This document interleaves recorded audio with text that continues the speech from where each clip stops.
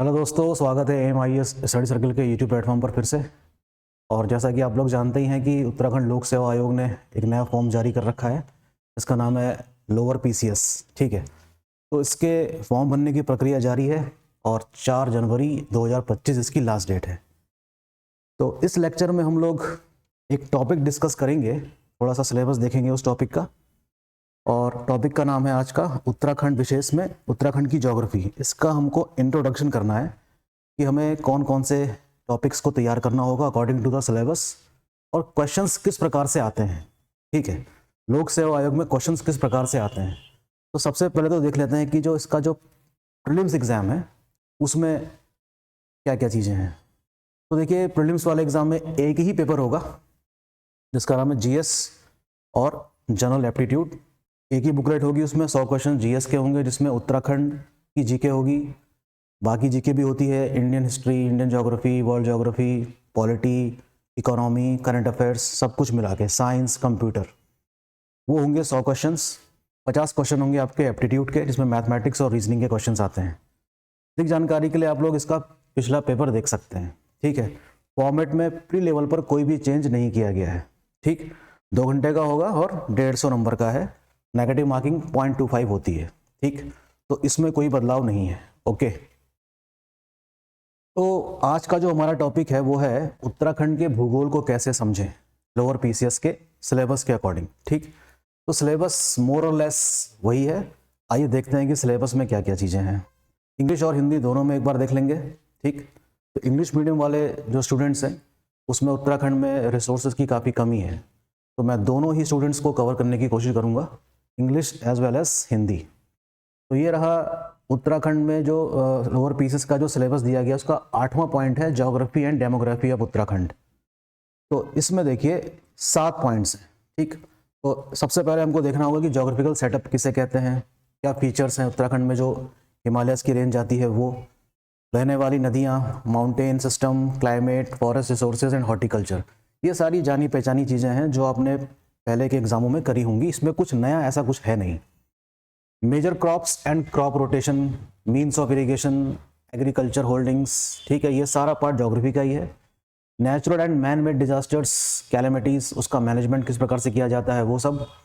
Water crisis and watershed management, problem of remote areas, environment and environmental movements, biodiversity and its preservation, population of Uttarakhand, यानी कि demography, जो census है हमारा 2011 का, उसी के अकॉर्डिंग सारी चीज़ें कवर की जाएंगी इसमें। ठीक है, हिंदी में देखिए, भौगोलिक स्थिति उत्तराखंड की, हिमालय की प्रमुख विशेषताएं, बहने वाली जो नदियां उत्तराखंड में, पर्वत, जलवायु, वन संसाधन, प्रमुख फसलें, फसल चक्र, सिंचाई के साधन, कृषि, होल्डिंग्स, है ना, प्राकृतिक और मानव जनित आपदाएं, आपदा प्रबंधन, जल संकट, जलागम प्रबंधन, पर्यावरण एवं पर्यावरणीय आंदोलन, जैव विविधता एवं इसका संरक्षण, उत्तराखंड की जनसंख्या, वर्गीकरण, घनत्व, लिंगानुपात, साक्षरता एवं पलायन, जनसंख्या पलायन। तो ये सारे टॉपिक्स ऐसे कोई नए नहीं हैं, ये बिल्कुल पुराने सिलेबस के अकॉर्डिंग ही है।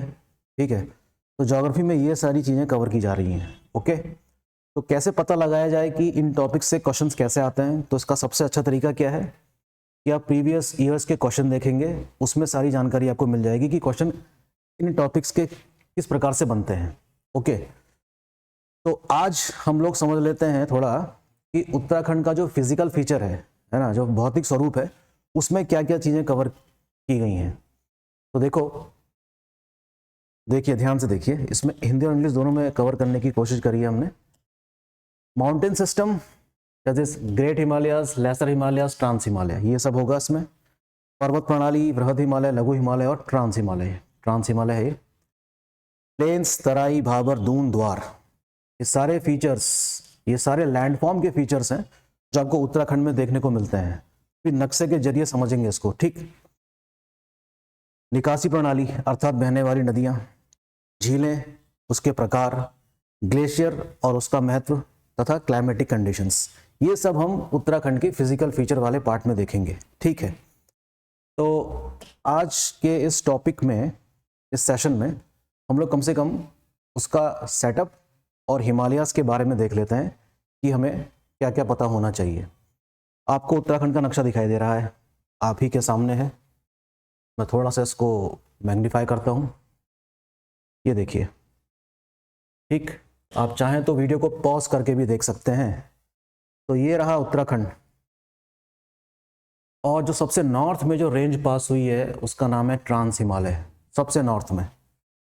उसके भी साउथ में जो रेंज पास हो रही है उसका नाम है ग्रेटर हिमालयस। उसके साउथ में क्या है, लेसर हिमालयस, कुछ इस तरीके से। और उसके भी साउथ में क्या होना चाहिए, शिवालिक होना चाहिए। और उसके भी साउथ में आपको प्लेन वाला एरिया भी दिखाई देगा उत्तराखंड में, भाबर, तराई। ठीक है, ट्रू प्लेन्स यानी कि जो जिसको स्पष्ट रूप से मैदानी क्षेत्र कहा जाना चाहिए, उत्तराखंड में उसका विकास नहीं हुआ है, वो आपको दिखाई देगा यूपी में। रोहिलखंड, अवध के मैदान, फिर बिहार, फिर बंगाल, ठीक है, जो गंगा का मैदानी क्षेत्र कहलाता है। तो इस तरीके से हम समझ सकते हैं, ठीक, कि उत्तराखंड में कौन कौन सी माउंटेन रेंज पास हुई है हिमालय की। तो अगर मैं इसको अलग से यहाँ पर बनाऊँ, उत्तराखंड का नक्शा देखिए, सिंपल सा है, ऐसा बन गया है। एक रेक्टेंगल बना दीजिए आप, ठीक है। तो सबसे नॉर्थ में जो रेंज पास हुई है उसका नाम है क्या, ट्रांस हिमालय। ये सभी जिलों से नहीं, सिर्फ कुछ जिलों से पास हुई है, इसे कहते हैं हम ट्रांस हिमालयस। उसके साउथ में कौन सी है, ग्रेटर हिमालयस। चलिए इसको थोड़ा सा मैं वाइड बना देता हूँ क्योंकि ये सबसे ऊंची है। इसके साउथ में क्या आ जाएगी, लेसर हिमालयस आ जाएगी। इसके साउथ में क्या आ जाएगा, शिवालिक आ जाएगा। ठीक, ट्रांस हिमालय के लिए TH का इस्तेमाल कर लेते हैं, ग्रेट हिमालयस के लिए जो कि उसके साउथ में, उसके लिए GH का इस्तेमाल कर लेते हैं। उसके साउथ में जो लेसर हिमालय उसके लिए कर लेंगे हम LH, और उसके साउथ में शिवालिक, उसके लिए मैं लिख लेता हूँ SH। ठीक है, तो ये सीक्वेंस है। नक्शा आप देखेंगे उत्तराखंड का तो स्पष्ट रूप से आपको समझ में आएगी बात कि ये मामला क्या है। तो ये जो माउंटेन रेंज है ये सब उत्तराखंड से ही नहीं, ये कश्मीर से शुरू होकर हिमाचल प्रदेश, उत्तराखंड, नेपाल, सिक्किम, अरुणाचल प्रदेश में जाकर बैंड हो जाता है। तो अगर मैं यहाँ पर छोटा सा नक्शा बनाऊँ इंडिया का, तो आपको कुछ बातें स्पष्ट हो सकेंगी कि हिमालय की रेंज है वो किस तरीके से जाती है। कुछ इस तरीके से इसका बैंड बनता है, इसे कहते हैं syntaxial band of the Himalayas, right from the Kashmir in the north up to Arunachal Pradesh in the east. ठीक है, तो पूरी रेंज है, किस तरीके से हिमालय की फॉर्मेशन हुई, ये सारी बातें आपको समझ में आएंगी जब आप इंडिया की ज्योग्राफी पढ़ते हैं तब। ठीक है, तो ये इस तरीके से रेंजेस आपको दिखाई देंगी। ठीक, यहाँ पर कुनलुन, इन प्रकार की रेंजेस भी हैं, हिंदू कुश। मैप देखेंगे तब आपको पता चलेगी बात। तो क्योंकि हमारा कंसर्न इस सेशन में सिर्फ उत्तराखंड के हिमालय जो पास कर रहे हैं वहाँ से है, तो हमें कम से कम इसको समझ लेना चाहिए। ओके, तो वापस लौटते हैं उस फिगर में और देखते हैं कि कैसे चीज़ें हमको समझनी होगी। ठीक है, तो सबसे पहले जो भी कोई नया स्टूडेंट पहली बार ज्योग्राफी पढ़ने जा रहा है उत्तराखंड की, तो उसको कुछ बेसिक्स चीज़ें पता होनी चाहिए कि उत्तराखंड आखिर में भारत के नक्शे में है कहाँ पर, या विश्व के मानचित्र में उसकी स्थिति क्या है। What is the location of the Uttarakhand on the world map. तो what is the basic thing, basic thing is what, that you must know about the coordinates of Uttarakhand, of India, of Asia. तो आपने दो term सुने होंगे, longitude और latitude. दो longitude और दो लैटिट्यूड के बीच में अगर कोई लैंडमास लोकेटेड है, तब हम उसको क्या कहेंगे कि ये उसकी विश्व मानचित्र में स्थिति है। ऐसे ही उत्तराखंड की भी होनी चाहिए, उत्तराखंड की भी है। तो ये रहे उसके कोऑर्डिनेट्स। मैं इसको थोड़ा सा शॉर्ट में बताऊंगा आपको कि ये किस तरीके से लिया जाता है। तो लॉन्गिट्यूड का मतलब यहाँ पर क्या हो गया, देखिए मैं इसी मैप में बताता हूँ आपको। लॉन्गिट्यूड का मतलब हो गया कि ये वाली जो लाइंस हैं जो वर्ल्ड मैप में खींची जाती हैं, इसको कहते हैं क्या, लॉन्गिट्यूड। तो ऐसे कई सारे लॉन्गिट्यूड इंडिया से पास हुए होंगे, और इसी तरीके से कई सारे लॉन्गिट्यूड उत्तराखंड से भी पास हुए होंगे। कहाँ से लेकर कहाँ तक, तो 77.34 ईस्ट टू 81.02 ईस्ट। तो इसका नाम क्या होना चाहिए, 77 डिग्री ईस्ट, और यहाँ पर क्या लिख दूंगा मैं, अप्रॉक्सीमेट लिखूंगा 81 डिग्री ईस्ट, इसलिए क्योंकि पूरा इंडिया ईस्टर्न हेमिस्फेयर में है। और ये हम कैलकुलेट कहाँ से करते हैं, GMT से करते हैं। तो उत्तराखंड की जो लॉन्गिट्यूड यानी कि जो देशांतरी स्थिति है वो लाई करती है 77 डिग्री पूर्व से लेकर 81 डिग्री पूर्व के बीच में लगभग, जबकि एक्यूरेट ये लिखा हुआ है आपके सामने 77.34 to 81.02 east, right. In the same manner we have one more dimension that is called latitude, यानी कि अक्षांश। तो अक्षांश को मैं चलिए लाल रंग से बनाता हूं। तो इसको मान लेते हैं कि सदर्न मोस्ट यानी कि सबसे दक्षिणतम क्या है, अक्षांश है, और ये रहा इसका नॉर्दर्न मोस्ट। तो इसकी भी वैल्यू कुछ ना कुछ होनी चाहिए जो कि नॉर्थ में है, क्योंकि इंडिया पूरी तरीके से कहाँ पर लोकेटेड है, नॉर्दर्न हेमिस्फेयर में है। तो जाहिर सी बात है कि उत्तराखंड में किस में होगा, नॉर्दर्न हेमिस्फेयर में ही होगा। और ये रही इसके location 28.43 degree north to 31.27 degree north. तो ये क्या हो गया आपका 28.43, ठीक है। इस तरीके से हम नॉर्थ की तरफ जा रहे हैं, तो कितने पहुंच जाएंगे हम 31.27 नॉर्थ। इसे कहते हैं हम क्या, कोऑर्डिनेट्स। और कोई भी लैंडमास इन दो कोऑर्डिनेट्स के बीच में लोकेटेड है, लॉन्गिट्यूड और लैटिट्यूड। तो ठीक इसी प्रकार से इंडिया की भी कोई स्थिति होनी चाहिए वर्ल्ड मैप में, जो कि है 8 डिग्री से लेकर अप्रॉक्सीमेट देख लेते हैं चलिए फिर से। अगर हम इंडिया का मैप बनाएं तो इंडिया के भी कोऑर्डिनेट्स होने चाहिए ना। तो ये मान लेते हैं कि इसका सदर्न मोस्ट पॉइंट है, इसको मैं उत्तराखंड का नक्शा मान लेता हूँ, ये सिक्किम हो गया, ये इस तरीके से हो गया, ठीक है। यहाँ पर मैं कश्मीर मान लेता हूँ, और यहाँ पर अंडमान निकोबार के आइलैंड्स का सबसे नॉर्दर्न मोस्ट पॉइंट। तो यहाँ से लेकर जो कि 8 डिग्री समथिंग है, कहाँ तक चलेगा, ऑलमोस्ट 38 डिग्री, ये भी अप्रॉक्सीमेट ही है। 8 डिग्री से लेकर 30 डिग्री तक इंडिया का लैटिट्यूड पोजीशन है, और इस तरीके से ईस्ट में कौन सा हो जाएगा, longitude from almost 68 degree to 98 degree east. ये है भारत की विश्व मानचित्र में स्थिति। आपको समझ में आ रही होगी बात, ठीक है। 30 डिग्री का अंतर यहाँ पर भी आ रहा है, 30 डिग्री का अंतर आपको यहाँ पर भी नजर आ रहा है, ठीक है।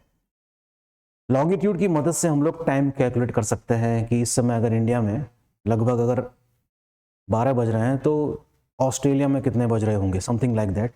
ये हम पढ़ेंगे किसमें, ज्योग्राफी वाले पोर्शन में, ओके। तो ये आपने देखा कि किस तरीके से उत्तराखंड की स्थिति भारत के मानचित्र में है, आपको स्पष्ट रूप से दिखाई दे रही है।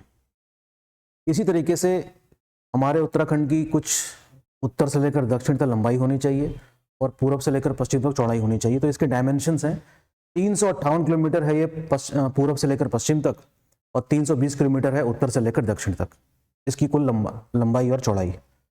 टोटल एरिया है उत्तराखंड का 53,483 स्क्वायर किलोमीटर, और इस एरिया के साथ उत्तराखंड भारत का 19वां सबसे बड़ा राज्य है एरिया वाइज, ठीक। तो ये कुछ बेसिक्स इंफॉर्मेशन है जो आपको किसी भी बुक में मिल जाएंगी। और एक किसका पार्ट है, it lies in the part of central Himalayas, central Himalaya के पार्ट में आता है आपका उत्तराखंड, ठीक है, ओके। तो फिजियोग्राफिकली अगर हम उत्तराखंड को डिवाइड करें, दोबारा उसी नक्शे को सामने रखा गया है, तो देखिए किस तरीके से हम इसको कर सकते हैं, ठीक।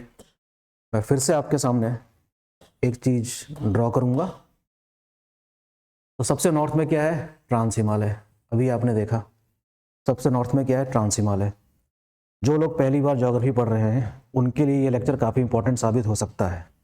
पहली बार जो एग्ज़ाम देने जा रहा है उत्तराखंड का, तो उसके लिए कोई सा भी एग्ज़ाम जिसमें जीएस आती है, ये लेक्चर उसके लिए काफ़ी इंपॉर्टेंट है, इसको प्लीज़ देखें। साउथ में देखेंगे ग्रेटर हिमालयाज है, उसके भी साउथ में लेसर हिमालयाज है, अभी हमने ड्रॉ किया था, और उसके साउथ में क्या है, शिवालिक है, ठीक। लेकिन इनके अतिरिक्त भी और भी कई सारे फीचर्स आपको उत्तराखंड की ज्योग्राफी में देखने को मिलेंगे। एक का नाम है दून और द्वार, नाम सुना है आपने दून और द्वार का, सुना है ना। दून और द्वार क्या होते हैं, भाबर क्या होता है, तराई क्या होता है, और कुछ भाग किसका, गंगा के मैदान का। तो यानी कि उत्तराखंड का कुछ हिस्सा हमें मैदानों के रूप में भी देखने को मिलता है, जिसको हम प्लेन्स कह सकते हैं। क्या कह सकते हैं, प्लेन्स यानी कि मैदान। लेकिन जैसा कि मैंने अभी आपको बताया कि उत्तराखंड में ट्रू प्लेन्स नहीं दिखाई देंगे, क्योंकि उत्तराखंड 86% क्या है, फॉरेस्ट रीजन है, बस खाली 14 समथिंग % ही क्या है इसका मैदानी क्षेत्र में आता है। तो दून कैसे बने, द्वार क्या चीज़ होती है, भाबर, जैसे हल्द्वानी में मैं हूँ इस समय, तो Haldwani is an example of a Bhabar kind of plains. इसी तरीके से लगभग 30 किलोमीटर साउथ में पड़ती है जगह पंतनगर, रुद्रपुर, उधम सिंह नगर, वो जो इलाका है वो तराई रीजन वाले इलाके में आता है। वो देखिए ये रहा आपके सामने, ठीक। तो इन सभी फीचर्स को हमें समझना होगा, ठीक। तो शुरुआत हमें करनी चाहिए उत्तराखंड के ज्योग्राफी की, कि हिमालयाज बने कैसे। हिमालयाज कैसे बने, दो टेक्टोनिक प्लेट की टकराने की वजह से बने। एक साथ सारी रेंजेस नहीं बनी, सबसे पहले ये बनी, इसलिए सबसे अधिक ऊंचाई पर है। तो अगर आपको इसके पूरे कॉन्सेप्ट को समझना है तो आपको इंडियन ज्योग्राफी में जाना पड़ेगा, जहां पर हिमालयाज की ओरिजिन किस प्रकार से होती है इसको समझने के लिए, ठीक। तो आने वाली क्लासेस में हम इसको भी समझाने की कोशिश करेंगे। इंडियन ज्योग्राफी वाला जो पार्ट है हिमालय की ओरिजिन वाला, उसको हम इससे लिंक कर सकते हैं, क्योंकि एक ही बात है, उत्तराखंड से भी ये सारे हिमालय रेंज पास हो रही हैं, ठीक है। तो अब सवाल ये उठता है कि क्वेश्चन एग्जाम में कैसे आते हैं। क्वेश्चन एग्जाम में वैसे ही आते हैं कि जैसे कि आया करते हैं, ठीक है। पिछले लेक्चर्स में मैंने 100 क्वेश्चन डिस्कस किए थे उत्तराखंड के, 4 लेक्चर्स में। बस सवाल समझ लीजिए ऐसा ही आता है। तो अगर मैं ये कहूँ कि जो अभी हमने चर्चा करी उत्तराखंड की ज्योग्राफी की, उसमें किस प्रकार से क्वेश्चन बन सकते हैं, छोटी सी चर्चा में किस प्रकार से क्वेश्चन बन सकते हैं। तो देखिए, मान लीजिए कि आपको माउंटेन पीक्स के नाम दे देंगे। क्या दे देंगे? माउंटेन पीक्स के नाम दे दिए जाएंगे, जैसे कि कामेत है, नंदा देवी है, त्रिशूल है ना। इस प्रकार के जितने भी माउंटेन पीक्स हैं, केदारनाथ है, बद्रीनाथ है, चौखंबा है, इसको किसमें लगाना है? घटते या बढ़ते क्रम में लगाने के लिए आ सकता है। तो इसका मतलब ये हुआ कि हमें माउंटेन पीक्स की जो ऊंचाइयां हैं वो कम से कम 15 से 20 क्या होनी चाहिए, याद रहनी चाहिए। ये एक आसान टास्क नहीं है, टाइम टेकिंग है, कई बार रिवीजन करना पड़ेगा, ठीक है। तो क्वेश्चन ऐसा आता है कि निम्नलिखित पर्वत चोटियों को घटते क्रम में लगाइए या बढ़ते क्रम में लगाइए, ठीक है। अच्छा, माउंटेन में ऐसे कई सारे पासेस हैं उत्तराखंड में, यानी कि दर्रे हैं। कौन सा दर्रा किसको जोड़ता है, क्वेश्चन ये आ जाता है। कौन सा दर्रा किन दो जिलों के बीच में, ये आ जाता है। पिथौरागढ़ है हमारा जिला, उत्तरकाशी है, बागेश्वर है, इन सब जगह क्या है, दर्रे पाए जाते हैं। तो ये भी एक इंपॉर्टेंट टॉपिक होगा जो आपको उत्तराखंड की ज्योग्राफी पढ़ने के दौरान पढ़ना ही चाहिए, और कई बार रिवाइज करना चाहिए इसको।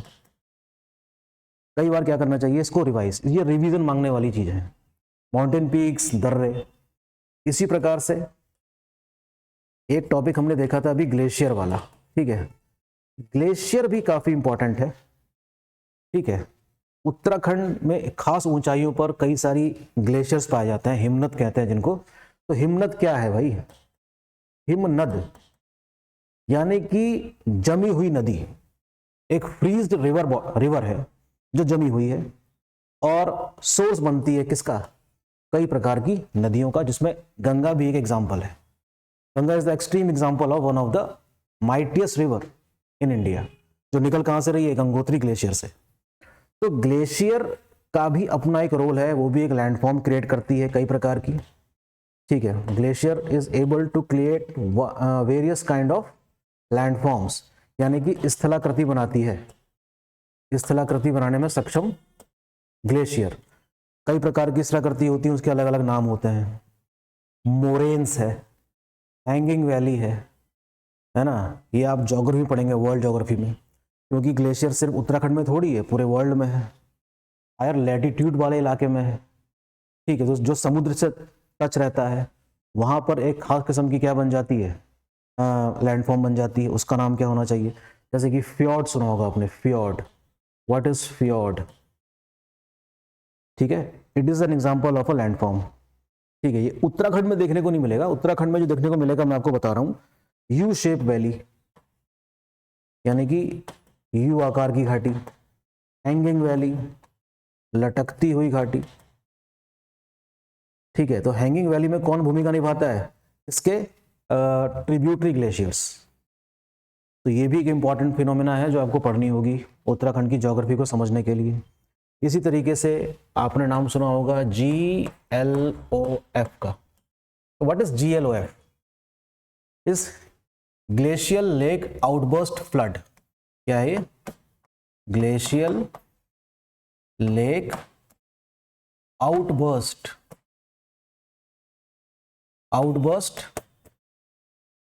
फ्लड। क्या चीज है ये? क्या ग्लेशियर में भी फ्लड आ सकता है? बिल्कुल आ सकता है, और ये साल चर्चा में भी था काफी। मैं मान के चल रहा हूं कि उत्तराखंड का जो पीसीएस का जो मेंस एग्जाम बाकी है उसमें यहां से क्वेश्चन हो सकता है आए इस बार कि what do you understand by GLOF and what are the measures taken by the government of India and Uttarakhand. काफी चर्चा में है, हो सकता है आने वाले एग्जामों में ये यहाँ से क्वेश्चन पूछा जाए। ठीक है, तो ये जो मैंने सेशन रिकॉर्ड किया है जिसका पर्पस था कि आपसे परिचय करवा दिया जाए ज्योग्राफी में कि उत्तराखंड की ज्योग्राफी में आपको क्या क्या चीजें कवर करनी है। ठीक है, एक चीज और देख लेते हैं। देखिए, सेंसस 2011 2024 आ गया है, लेकिन 2021 की जनगणना के रिकॉर्ड्स हमारे पास नहीं है। तो मान के चलिए जो भी क्वेश्चंस डेमोग्राफी से आएंगे उत्तराखंड में वो 2011 की सेंसस से ही आएंगे, तो उसमें ज़्यादा परेशान होने की आवश्यकता नहीं है। वो सारे जो आंकड़े हैं, सारे जो डाटाज हैं वो आप पढ़ चुके हैं पहले, इसको कई बार रिवाइज करिएगा। और जो पहली बार दे रहा है इस एग्जाम को उसको तो खैर नए सिरे से पढ़ना ही पड़ेगा।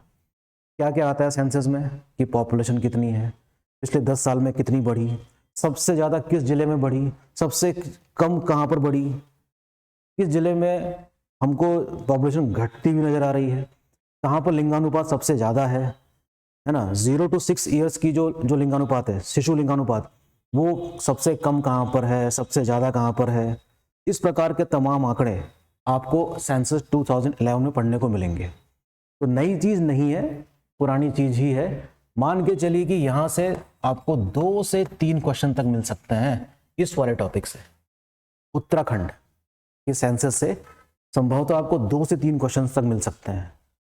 बहुत ही इंपॉर्टेंट है, बिल्कुल भी नहीं छोड़ेंगे इसको। ठीक है, तो इन्हीं सब चीज़ों को हम कवर करेंगे आने वाले लेक्चर्स में। तो शुरुआत करी जाएगी इसकी कहाँ से? हिमालयास से। ठीक है, तो बने रहिए हमारे साथ और मिलते हैं नेक्स्ट लेक्चर में। और अपनी पढ़ाई करते रहिए, फॉर्म भर दीजिएगा टाइम से, अभी टाइम है। और ऑल द बेस्ट, मिलते हैं। Thank you.